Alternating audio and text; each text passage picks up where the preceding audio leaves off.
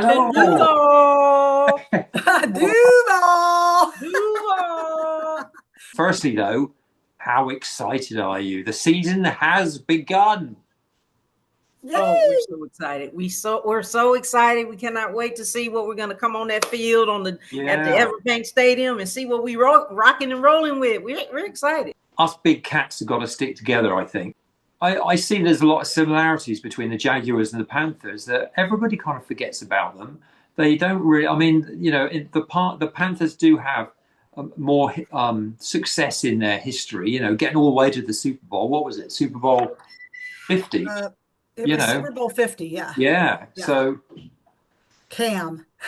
Yeah. So I will be keeping an eye on the season, and even though it's, as I say, it's a shame that in a way that we're playing on the weekend, but I do wish, you know, you guys the very best for the season. Thank you, CAPT Duuval. Yeah, you must be excited to come to the game. Do you go on the road a lot for road games? Yeah, I try to make at least 3 away games a season. Okay. Yeah, how long a drive is it to Jacksonville then? Oh, from Charlotte it was 6 hours. Ooh, wow. Okay. Panther, is that a play on words like the Pink Panther? So is that where that came from? That is a good question. Yes, when I was little, I used to watch Pink Panther all the time because, you know, there was only a couple of, you know, cartoons on, but I loved the Pink Panther, I loved it too. You know, so that's where it kind of derived from, but I didn't want to use that name per se because it's trademarked. And so then you combine the Pink, and my name is Pink, so people call me Pink. Used to ride a motorcycle. And I painted my bike pink, and so they called me Pink. So that's where that came from. So Pink. And then I said, well, since I'm a super fan, let's see how I can incorporate the Panthers, that little fur that we have, you know, Pink fan fur. Oh, that was it. So it works. It does work. Brainstormed some names, and I wanted to incorporate the Pink and the Panther and the fan. I mean, you said you'd ride motorbikes. Yes, I used to ride motorcycles. Were they 14 years? Were they the big? No, I rode the sport bike. Nice, good. I used to do the same. Oh, really? Did you ride the big Harleys or the sport bike? I mean, I used to ride what I'd call a hooligan's bike. So, you know, a sports bike. I had a Kawasaki Ninja. So I used to ride around at ridiculous speeds. So yeah, and I had one too. Oh, cool. A Kawasaki Ninja 636, because you know that means I'm a cowgirl and you're a cowboy, but not the cow in that word as it says cowboy. Was it green? No, it was Carolina blue. You know what? This is unbelievable, because I used to have it was an 05 plate, you know, so the year 05, Kawasaki 636 Ninja in blue. Oh, wow. Wait a minute. We got a lot in common when it comes to riding. Yeah. I have to exchange photographs. Yeah. Next time in the States, in say Jacksonville or something, I'd like to hire a Harley and dress like this and cruise. You know, that would be brilliant. I would love that. Well, people will be having accidents trying to look at you, you know, trying to get that look. I might get pulled over. They already do. Taking double takes and wrecking. They already do, like in their cars. Yeah. It's really bad sometimes. I just wanted to mention, I heard you say Army, so that you guys have another thing in common, because the captain was in the Army as well. Yeah. Army strong, just that little bit more. Yeah. All right. Thank you for your service. Yeah, you too. What did you do in Hawaii, though? What kind of specialty were you?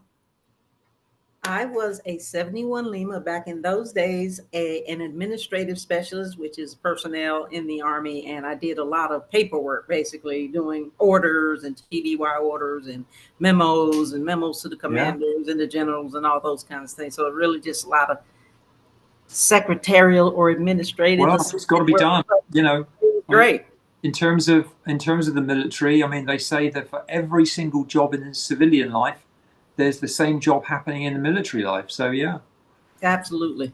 It helped me a great deal, because as soon as I got out of the Army in 1998, I was able to get a job like a week later at the South Carolina juvenile justice because of all of the administrative skills that I attained in the Army. So it was good. That's good. How did you luck into Hawaii? Jeez. Yeah. Well, when you join the Army, they give you this wish list when you join, and they say, hey, put 3 places on your dream sheet. Like, okay, put 3 things on there where you dream to go to. And it's like, okay, if you think you're going to those places, you're dreaming. But Hawaii was one of those places that I put on my list. And I actually got stationed there after AIT. Wow. So which island were you at? Waikiki and stuff? Like, I was on Oahu, and Schofield Barracks sits flat, smack dab in the middle of the island. And that is the home of the Koli Pass, where the war started in 1941. They came in from the back at the Koli Pass at Schofield. Wow. So it's a very historic base and a very historic moment. Yeah. And you were there, you served there. So that's really cool. What's the Panther scene like in Carolina? As a super fan, I'm going to always say, because it's at the bottom of my heart, it's always a great experience for me as a super fan. And I can probably speak for my other super fan friends and family that it is a very great experience no matter who shows up, because we're always undefeated in the super fan department, right? When, I came to the Jacksonville for the first time, I mean, there were so many great super fans that made me very, very welcome, like the Comish of Duuval and, of course, Tally Jag and Tilo Patra. I mean, they're just, they were, especially Tally Jag. I mean, she was the first one that touched base with me, and made me feel very welcome. And I'll always really appreciate them all for that. So yeah, she's been very gracious in helping the super fans that's coming in from Carolina to host us and just kind of entertain us and hang out with us. And so we're very appreciative of Tally Jag's all her southern hospitality. She's so great. And Tila Patra, we're going to meet up with her as well. Oh man, she's so fun to watch. I mean, everybody sees her just in the end zone and cheerleading and all that stuff. And she's just such a positive force. She always seems like she's always in the fan zone before the game, meeting with the kids. And she's always got the moves. Tell me about, speaking of stadium stuff. So I'm wondering about this. Okay. So Sweet Caroline, right? Oh yeah. So people always say, oh, the Red Sox started that. It was the Sox. But I've heard a rumor that it was actually the Panthers that kind of started that. So can you clear this up for me? We, the Panthers, started it because we are the Sweet Carolina Panthers. So I'm going to go with that. How'd your draft go? How do you feel about the draft picks in the offseason, how it went? I do feel great about the first draft pick, Teteroa McMillan. Oh, yeah. I was at the draft party, and then the next day we had the welcome walk. So we were super fans, Mad Cata and Dr. Cardiac and several other fans had the opportunity to, with all the other fans, to, welcome him in.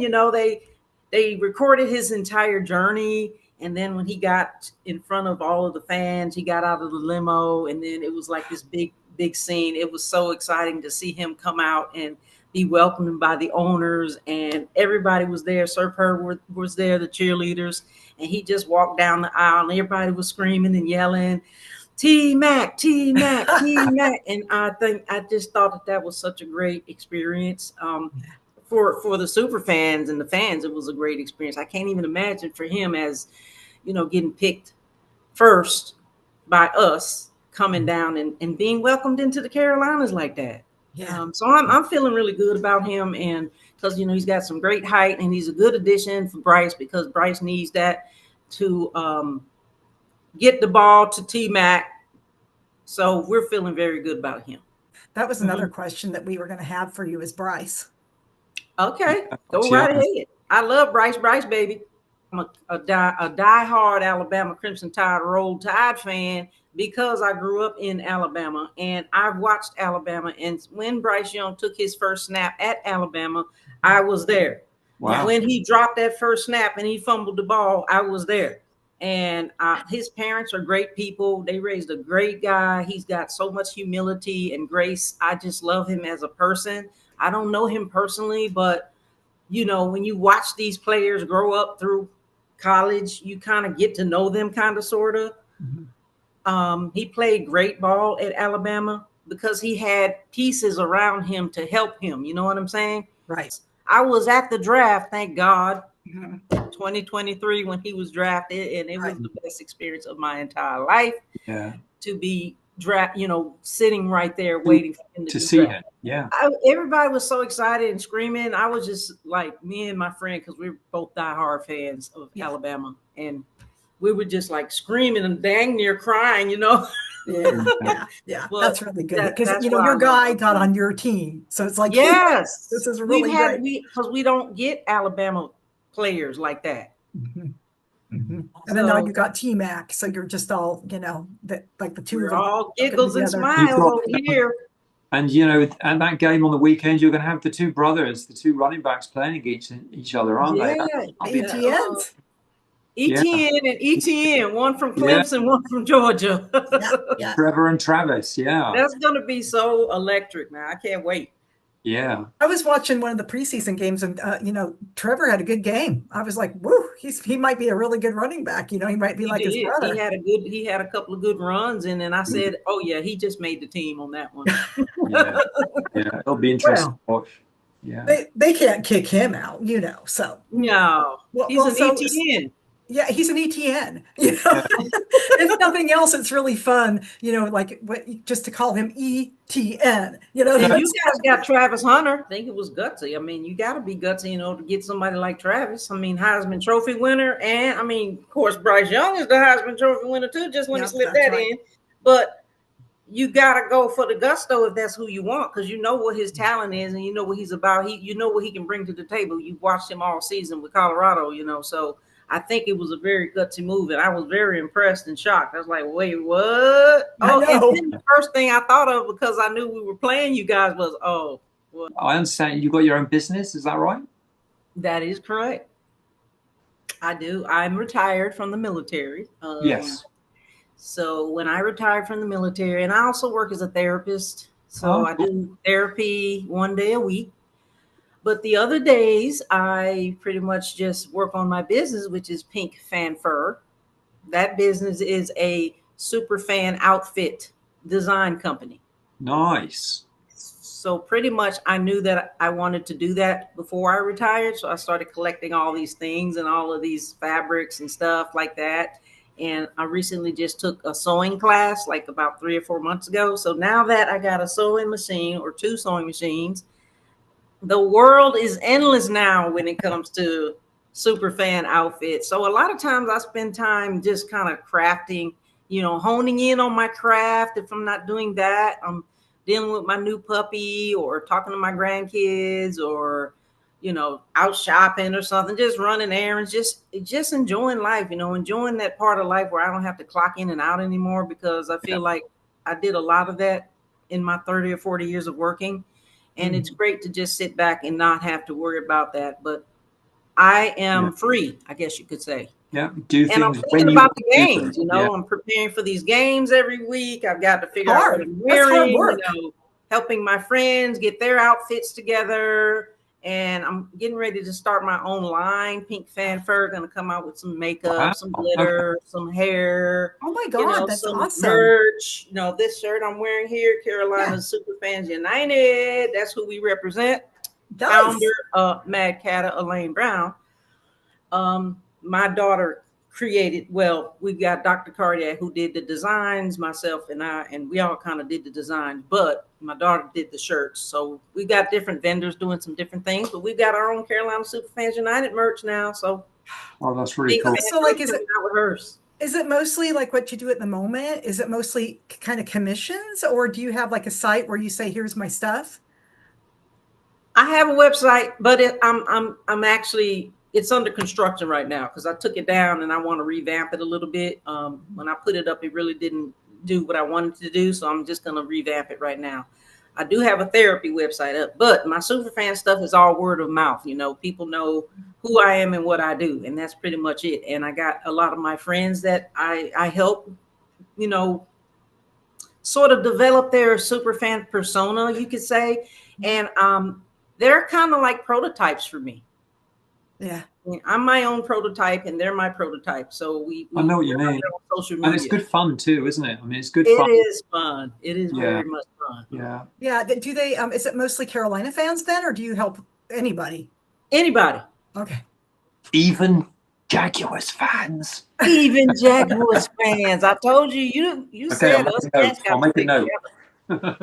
Now your makeup is amazing.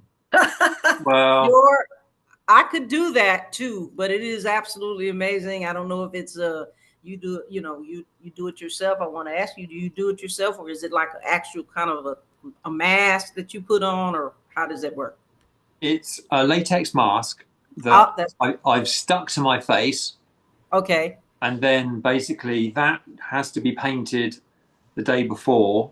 And then I paint around the rest of it. So, you know, I mean, it's crazy. It looks really good. I love it. Little cat nose. I love it. You look cute. It's like half and half. It's half him and half the mask. And some people actually go up and push on the nose, but yeah. The problem is when he takes it off. I'd like to get a little tiny little squeaker so that I can just squeak the nose. Yeah. Let me just problem is when he takes it off, like half his skin comes off. So yeah. He doesn't want to come off.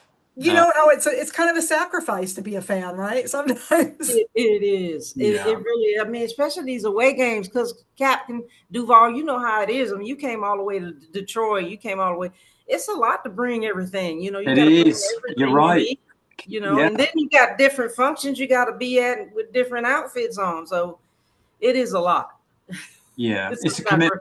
It's a commitment, but as you say, as a super fan, you know, it's the fun of it, and it's the very least we can do to support the teams, isn't it? Really. So I just wish more people would do it. I just wish more people. I know, that's what I want. I mean, that's really what I want. I feel like us as fans, we do that. We produce that Mazel Smiles thing, and you know, when fans see you, they love it, and you want to kind of be inspired. You know, you want to inspire other people to aspire to be. But it's a calling, you know what I mean? It's not just something you just decide to do. It's like you have to have it in you, you know what I mean? You have to have that personality to do it, and the faith to love your team as much as you do, no matter what, win, lose, draw.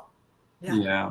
And that's the whole thing about England is, you know, people there do not. Somebody stood next to me at the train station and said, I overheard them on the tube, on the train on the way to Wembley, and they said, I'm feeling a bit self-conscious wearing this jersey. And I stood next to them thinking, hello, you know. You're self-conscious. I'm a human freaking cat. because this takes so long to do, you see. I mean, I've got to do it at home, and I've got to travel like this to the stadium. So no matter where it is, if it's in Jacksonville or if it's in London, I'm on public transport, you know, so. And people are probably like, well, some people are like, and some people are like, oh, you look so great. Can I get a picture? Well, in England, it's more like, because they don't even know the sport. So that's kind of the whole point is we go down to the center and go to the palace and, you know, like places like the Big Ben and say, like, just people are like, what is that? What a weird thing. And then we'll say the NFL is here tomorrow and they don't even know. They have no idea there's a game at Wembley. They have no idea. I think that's what the NFL is trying to do, is making an attempt to go international. And I know they got this game in Brazil Friday. Yes. So I think that's what they, you know, the more of the push is to develop this international following. Yes. I mean, I don't know. That's what I think. In terms of, I think in the NFL, if they're going to keep making more money and making more profits, then that's where they can do it. Rather than a national sport, making it a worldwide sport. You know, and there's a lot of fans out there. I mean, we've met fans, as I'm sure you have, from all over the place. You know, Germany and Mexico, and especially if we go to the draft. I mean, when you were at the draft, you must have spoken to so many different people because you know, as a super fan, they're drawn to you, aren't they? So I was at the Browns game just the other day, and there was this gentleman sitting next to me, and he had an accent, and I said, "Where are you from? Where are you from? Your accent, I know that accent." It almost sounded like it was Australian. But he said, no, it's actually German. I'm like, oh, it doesn't. Okay. Nice. Well, he was from Germany. He came all the way from Germany to the game. You know, if you ever go to a Wembley game, I don't know if you've been to one or not, but if you do, half the people you meet are from Germany because they love NFL. So we just got to get more people in England to love it. Yeah. You'll have to Well, come over. I think there's a regular about 6 million fans there now. So that's pretty good. That's good. Although it's nowhere near the number of quote football, soccer fans. I mean, there's nowhere near that. But If you come over to one of the games in this country, where when you go through the arrivals with your suitcases and stuff, I'll be there waiting for you, dressed like this. Okay. With a sign, So that would be awesome. And I'm not gonna say I'm gonna be dressed like this. I'm gonna be dressed up. I'm dressed down today. Yes. Well, you've been on the road. I mean, that is that's right. As I say, we appreciate speaking to you because, I mean, as you say, you've been on the road. You must be exhausted. You need a nice cup of tea. That's what you need. And so we always ask what your favorite morning beverage is. Oh, my favorite morning beverage is to drink Folgers decaffeinated coffee and latte Slim Fast. Oh, wow. Yes. And I also mix green tea in it. So that's my morning routine. Wow. It's so good. It's so good. So you shake it up, so kind of shake it all together. Well, I take a thing of Slim Fast. It's the latte caramel brand flavor, and then I dilute it with water. So for every one jar, I put 3 jars of water in. So it's pretty much diluted, and then I pour that. So I do half a cup of the coffee and then half of the Slim Fast, and then put it in the microwave for a minute. I thought it was going to be cold, so it's a hot drink. No, it's hot. Wow. Yeah. I'm going to have to try and see what that tastes like. It's very good. I love it. In fact, I'm already in withdrawal because I didn't have any today. Oh, I'm sorry. You need to have some in a minute. You need to have some in a minute. There is no wrong way to fan. It's no wrong way to fan. Absolutely not. Good policy. Yeah, so I like to normalize sort of the super fan, like when you're wearing your big, because you wear usually this hat, right? You wear a hat. No, I normally don't wear a hat. I normally wear long braids, and sometimes I wear a headband, or you never know what I'm going to wear. See, that's the thing. I mean, nobody knows what I'm going to wear from from every game to get every game. Especially as it's your business, especially as it's your business to actually create these. I create these. Yes. Yeah. It's endless the things that you can do as a super fan or for super fans. I mean, let's make it into a business. If it's something you love and you enjoy doing, and you have this passion for it, make it into a business, make some money. Dang it. Yeah, and also in terms of money, do you manage to raise any money for charities and causes and things like that? Do you, as a super fan, do you look at, trying to do some good for the kids and things like that, or? Is that something you do? That is a very good question. And we are very community service oriented, us super fans, believe it or not. I mean, I was just volunteering with the Carolina Panthers School Central backpacking initiative 2 weeks ago, where we packed 54,425 backpacks for the kids. Wow. So a lot of times it may not just be about monetary or, in-kind contributions. No, it's time. It's about time and energy and work. And we also did the Keep Pounding Day, where we went into the community with the Habitat for Humanity and worked on building homes, for people who's moving into these homes, who could not otherwise afford these homes. So we are very community oriented. Yeah. I'm big with the military, and veterans are one of my favorites, as well as domestic violence survivors is one of my other things. And I'm also a board member with a nonprofit organization where I assist with fundraisings and things like that. So just bringing awareness to the community about some of these human service things going on. It's all about adding fun, and just, especially I think for the Jags, it's like you need all the fun and lightheartedness that you can possibly get. So we're right there with you. I know you're commiserating, right? We're like two cats in the litter box. We got some claws and paws going on this weekend. It's the claws against the paws. Yeah, that's the initiatives and the things. It's just a shame. It's just a shame that one has to lose and one has to win. Yeah. When I think about the Jags, I love the colors. We think about it being in Jacksonville on the beach and the sun and the fun. But the super fans are the greatest and the best. That's what I think I like about the Jags. the thing that I really think the thing about you guys that we have in common is that you had #1 pick and we had #1 pick. Yeah. That's probably the bad thing about the Jags. That's right? a good situation and a good situation from a bad situation, but we have that in common, having been the #1 pick. Well, both of them. The Jags had them 2 years in a row and stuff, but it's like it's kind of like let's set a record for how many in 5 years, right? Yeah. Well, let's stay excited and just stay excited. They're gonna have both teams are gonna have their year, I'm sure. Stay motivated, stay excited, stay energetic, stay just be optimistic and just keep smiling. Keep smiling. Yeah. Keep smiling. That's a good motto. Yeah.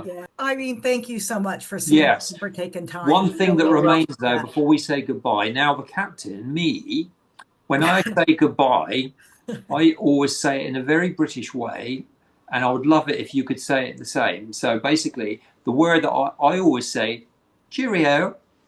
So can you say cheerio? Cheerio. I like that. I like the Well, thanks. That was great talking to you. Thank you, guys. So nice to meet you online. Thank you. Okay. Bye. Bye.